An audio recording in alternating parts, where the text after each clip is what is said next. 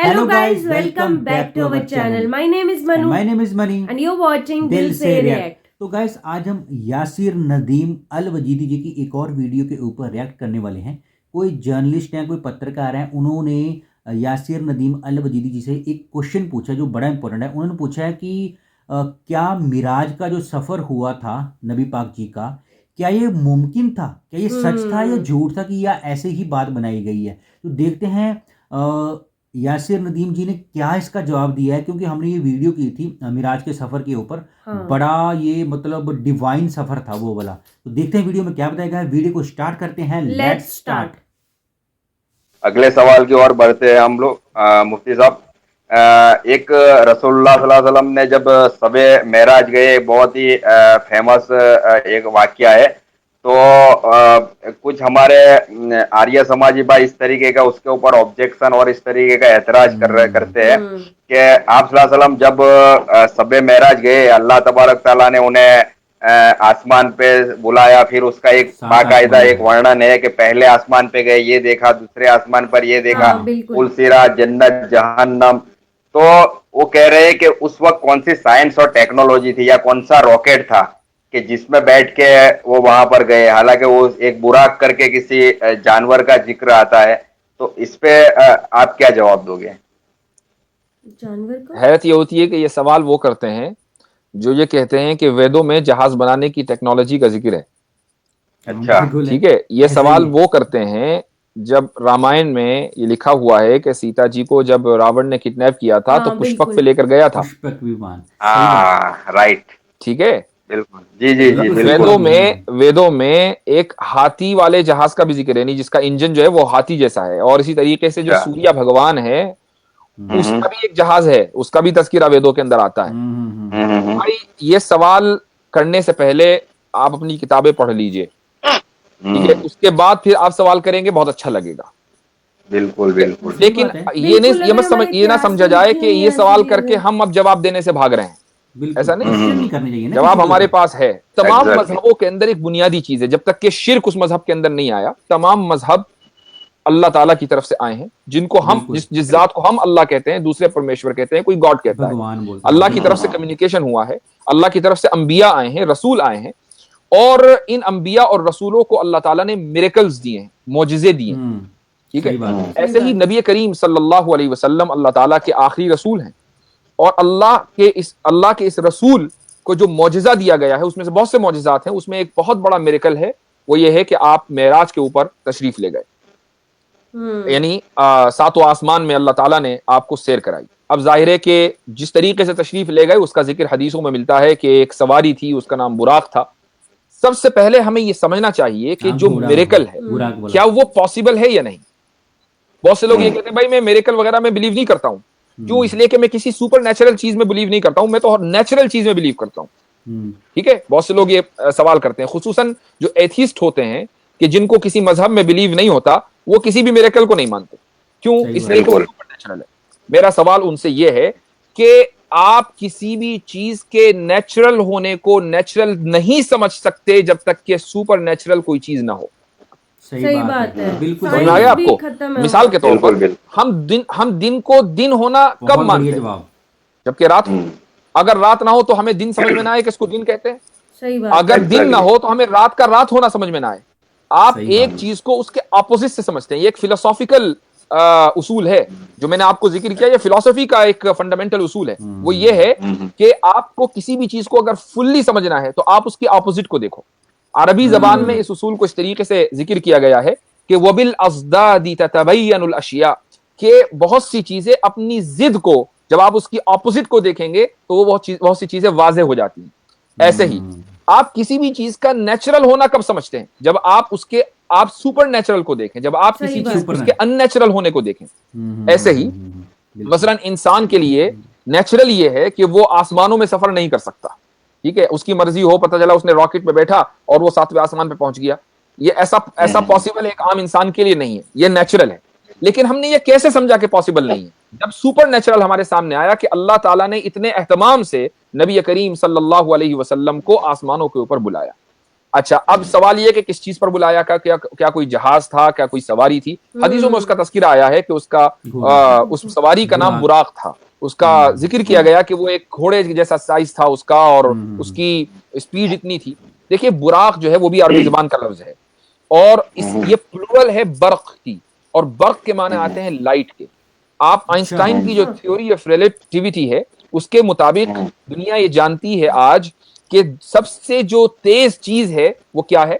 Light है वो। उसी को नबी करीम सल्लल्लाहु अलैहि वसल्लम की जो अहादीस हैं उसके लिए लफ्ज बोला गया बुराक, यानी वो जो सवारी थी उसके लिए बोला गया बुराक, और बुराक प्लूरल है बर्क की, और बर्क के माने आते हैं रोशनी। यानी उस सवारी की जो स्पीड थी वो लाइटों की स्पीड के बराबर थी या उससे ज्यादा थी।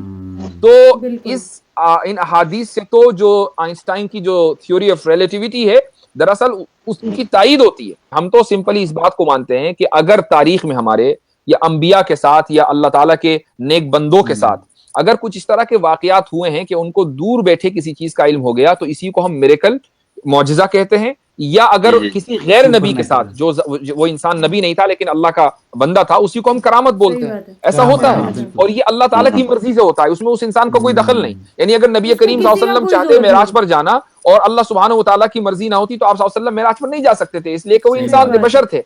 अल्लाह ताला ने चाहा तो मेराज पर गए।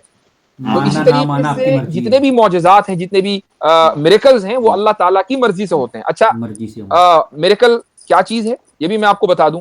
भाई, मिरेकल वो है कि जो इंसान करना चाहे न कर सके, अल्लाह करना चाहे तो कर दे, हो जाए। अब अगर आपको मिरेकल पे एतराज है तो इसका मतलब आप ये कह रहे हैं कि नहीं, अल्लाह भी नहीं कर सकता, तो फिर अल्लाह और इंसान में क्या फर्क रह गया भाई? अगर अल्लाह और इंसान में आपको फर्क करना है तो मानना पड़ेगा कि बहुत से ऐसे काम है जो इंसान नहीं कर सकता और अल्लाह ताला कर सकता है, उसी को तो मिरेकल कहते हैं। उसके लिए आपको अल्लाह को मानना पड़ेगा। तो गाइज, मुफ्ती यासिर नदीम जी ने जितने भी ये एथीस्ट लोग हैं जो अल्लाह को नहीं मानते, गॉड को नहीं मानते ना, उनको बड़ा मुंह तोड़ जवाब दिया और बड़ा लॉजिकल और छोटे वर्ड्स में अपनी जवाब का आंसर दे दिया। मतलब मैं बड़ा बता दी अपनी बात। मैं बहुत ज्यादा इम्प्रेस्ड हुआ जिस तरीके से उन्होंने समझाया। पहली बात तो देखो, जिन्होंने भी ये क्वेश्चन किया है ना वो गलत है। नहीं, उन्होंने सबसे पहले तो बात ना, वो जो जर्नलिस्ट है उन्होंने बोला कि ये कुछ नॉन मुस्लिम लोगों ने ये क्वेश्चन, स्पेशली वो हिंदू जो बड़े बड़े आचार्य वगैरह है ना, उन्होंने क्वेश्चन किया होगा कभी कि जो मिराज का सफर हुआ था, नबी पाक जी ने किया था, 7 आसमानों का सफर, वो मनगढ़ंत बातें हैं। हाँ, वो पॉसिबल नहीं है। उन्होंने वो वाला क्वेश्चन अल वजीदी जी के सामने रखा, तो उन्होंने बोला कि देखो ये बात वो लोग कर रहे हैं जिनकी किताबों में लिखा हुआ है। बिल्कुल, हमारी किताबों में लिखा हुआ है कि वो पुष्पक विमान था, रावण के पास पुष्पक विमान था, और हर देवी देवता के अपने अपने वाहन है। बिल्कुल, जिसमें सूर्य देवता का अपना वाहन है, इनमें कोई शक नहीं है, वाहन है हर मतलब जितने भी हमारे देवी देवता ने, चाहे गॉड कोई भी, तो उनको एक सिंबलाइज करने के लिए एक वाहन दिया गया है। तो हम लोग उस पर पूरा विश्वास करते हैं क्योंकि हम एथीस्ट नहीं है। हम ये इसलिए मानते हैं क्योंकि हम सोचते हैं ये सिर्फ अल्लाह कर सकता है, भगवान कर सकता है, भगवान के लिए कोई भी चीज पॉसिबल नहीं, मतलब भगवान के लिए सब कुछ पॉसिबल है, इम्पॉसिबल इसलिए हम मानते हैं। तो उन लोगों ने वो लोग कौन होते हैं फिर किसी दूसरे के मजहब पे क्वेश्चन करने वाले कि नहीं आपके मजहब में अगर ऐसा हुआ तो वो मिरेकल नहीं, वो तो मनगढ़ंत बातें। भाई, अगर हमारे मजहब में देवी देवता या सुपर नेचुरल पावर हो सकती है, जैसे हनुमान जी थे, वो अपना कद छोटा भी कर लेते थे, बड़ा भी कर लेते थे, और बिना किसी वाहन के इधर से उधर भी चले जाते थे। उन्होंने द्रोण पर्वत था वो हाथों पे उठा के ले आए थे। तो ऐसे तो सारे लोग बोलने लग जाए कि नहीं यार, कैसे उठा सकता है कोई इंसान, इतना इंसान कोई तो लेके नहीं आ सकता। ये क्वेश्चन कौन लोग करते हैं? जो लोग ना खुद को ना मतलब बड़ा दिखाने की कोशिश करते हैं। जबकि यासिर नदीम जी ने बड़ी अच्छी बात बोली कि अल्लाह तो एक ही है ना, उसको चाहे आप गॉड बोल लो। और उन्होंने आज की बात भी की, जैसे कि रॉकेट में कैसे इंसान बैठ के जा सकता है, जबकि हमारे पुरानी किताबों में, जो हमारी धार्मिक किताबों, उनमें सब कुछ लिखा हुआ है। ये रॉकेट बनाने की तकनीकें सारी वेदों ग्रंथों से ही आई हैं, कुरान से ही आई है। साइंस जितनी भी रिलीजियस बुक्स है ना, उनमें से ही ये सारे टेक्नोलॉजीज लेता है, उनको कैप्चर करता है और अपनी लैंग्वेज में ट्रांसफॉर्म करके, ट्रांसलेट करके, उनसे जो भी लेना होता है ले लेता है और अपना नाम देता है कि हमने इन्वेंशन की है। और उन्होंने ये भी बोला कि अगर कुछ ऐसी चीजें हैं जो इंसान नहीं कर सकता और अल्लाह कर सकता है, मिरेकल किसको कहते हैं बेसिकली, वो यही है कि जो इंसान नहीं कर सकता और मतलब भगवान कर सकता है। इसीलिए भगवान और इंसान में फर्क है। अल्लाह और इंसान में फर्क है, नहीं तो फर्क ही खत्म हो जाए ना। वही बात है ना। अगर आप नेचुरल चीजों में बिलीव करते हो ना, तो उसके लिए आपको सुपर नेचुरल को भी मानना पड़ेगा। बिल्कुल।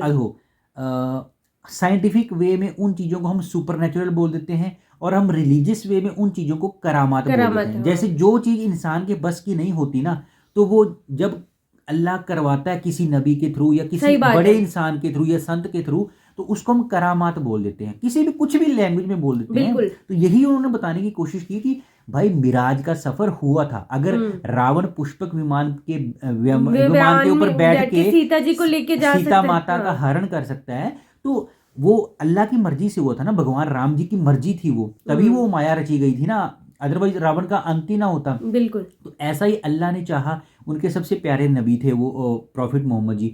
तो उन्होंने सोचा कि मैं देखो, अल्लाह की कुछ भी मर्जी हो सकती है, हम थोड़ी उनकी मर्जी को चैलेंज कर सकते हैं। मानना ना मानना वो आपके हाथ में है, ठीक है। तो उन्होंने मिराज का सफ़र करवाना था, उनको 7 आसमानों की सैर करवानी थी, वो फिर उन्होंने की भी। तो अगर वही बात आ गई फिर दोबारा कि जो बंदा मुंबई कभी गया ही नहीं, तो उसकी तरफ से उसको वो उसके लिए फिर मुंबई एग्जिस्ट ही नहीं करती ना, पर उसके लिए नहीं करती, लेकिन है ना मुंबई, जिन्होंने देखी हुई है उनके लिए तो है ना। तो वही बोल रहा हूँ कि ये जो मिराज का सफ़र था, या कितने भी नबियों की जो करामातें हैं, या जितने भी देवी देवताओं की करामातें हैं, तो ये वही लोग फील कर सकते हैं जो मजहब या धर्म के ऊपर उंगली नहीं उठाते, और जो भगवान फील को करते मानते हैं। वो फील करते हैं। फील कैसे करते हैं? आप लोग नमाज के थ्रू फील करते हो भगवान की, अल्लाह की डिवाइनिटी को, डिवाइन पावर को फील करने के लिए ना आपका मन भी डिवाइन होना चाहिए। ऐसा ही हमारे धर्म में हम प्रे करते हैं, पूजा करते हैं, पाठ करते हैं, आरती करते हैं, उसके थ्रू हम भगवान से जुड़ते हैं। आप अल्लाह बोलते हो, हम भगवान बोलते हैं, इतना ही फर्क है।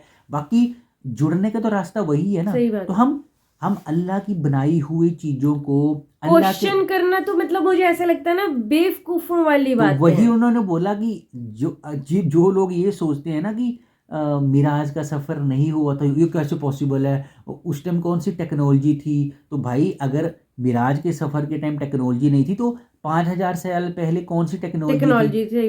मतलब जो हमारे जो जितने भी देवी देवता जी थे, वो उनके पास भी तो शक्तियां थी, वो कैसे आ जाते थे धरती पे? तो अगर सामने वाला आपके धर्म को क्वेश्चन करे तो आपको लोगों को बुरा लगता है। अगर आप लोग किसी के मजहब को क्वेश्चन करो तो उनको भी तो बुरा लगता है ना। या तो आप फिर अपने मजहब में रहो, उनके मजहब को चैलेंज मत करो, या फिर सुनने की भी फिर ताकत रखो। तो बहुत अच्छा इन्होंने जवाब दिया है कि मिराज का सफर ऐसे हुआ था, पॉसिबल था। ये आपको मानना है तो मानो, नहीं मानना है ना मानो, वो तो अपनी अपनी मर्जी है, किसको मानना है नहीं मानना वो अपनी मर्जी है। बट आप चीजों को निगलेक्ट नहीं कर सकते कि वो हुई थी या नहीं हुई थी। बिल्कुल, जैसे उन्होंने बोला ना, अगर दिन है तो रात है, रात है तो दिन है, दिन के बाद रात आता है, रात के बाद दिन आता है। अब जो बंदा अंधा है तो उसकी तरफ से तो सब कुछ अंधेरा ही है, उसने तो कभी दिन देखा ही नहीं, लेकिन है ना दिन तो बात, वो आंखें भी तो होनी चाहिए। गाइस वीडियो बहुत इन्फॉर्मेटिव थी, जिन लोगों को समझनी होगी ना वो समझ जाएंगे इन बातों को। गाइस ओवरऑल वीडियो बहुत अच्छी थी। वीडियो को एंड करते हैं, मिलते हैं नेक्स्ट वीडियो में। तब तक आप लोग भी अपनी फैमिली का ख्याल रखिए, अपने बच्चों का ख्याल रखिए, अच्छा खाइए, अच्छा पाइए। मिलते हैं नेक्स्ट वीडियो में, तब तक के लिए साइनिंग ऑफ।